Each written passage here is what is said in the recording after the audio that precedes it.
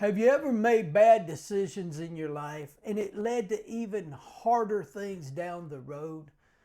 Well, God can redeem it all. God can fix it all in His way. Today's devotion, Genesis chapter 16. Now, Sarai has not trusted God to bring the promised child, so she offers to Abram, her handmaid, Hagar, to have a child, and this happens. And Hagar gets pregnant, has a child, Ishmael, and we're going to read what happens here starting in verse 8 or verse 7. The angel of the Lord finds Hagar. She's left now. She's by a spring of water in the wilderness on the way to Shur. Then verse 8, and he says, Hagar, Sarah's maid, where have you come from and where are you going? And she said, I am fleeing from the presence of my mistress Sarai. The angel of the Lord said to her, return to your mistress and submit yourself under her hand. And the angel of the Lord said to her, I will multiply your descendants exceedingly, so that they shall be counted for a multitude.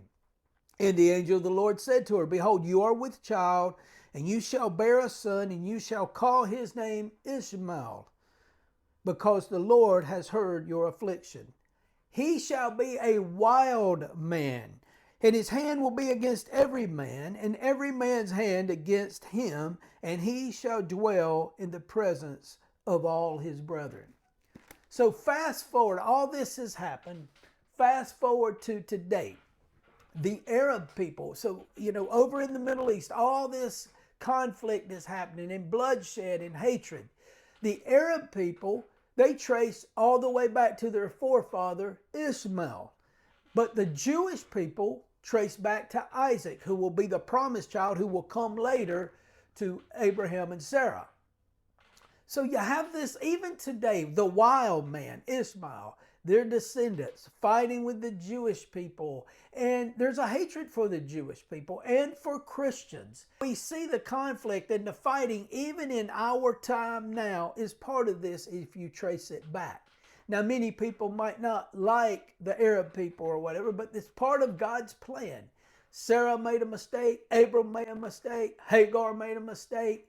God could have eliminated Ishmael, and He did not. He had a plan. I stand personally with Israel and the Jewish people and with Jesus.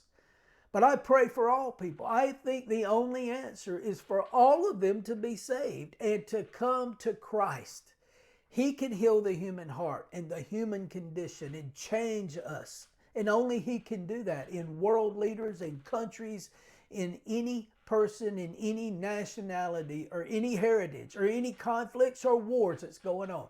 The only answer is Jesus to the human condition. Changes our hearts, transforms our lives, replaces hatred in our hearts with love for others and for Him. And He's the only one that takes away our sin by what He did on the cross. So my heart is to pray for all of them to be saved and reconciled to God, and let Him, the only one, the Prince of Peace, bring final peace into the world. Until then, I do pray for Israel and the peace of the Jewish people and for all people. Pray for all that's happening in our world today.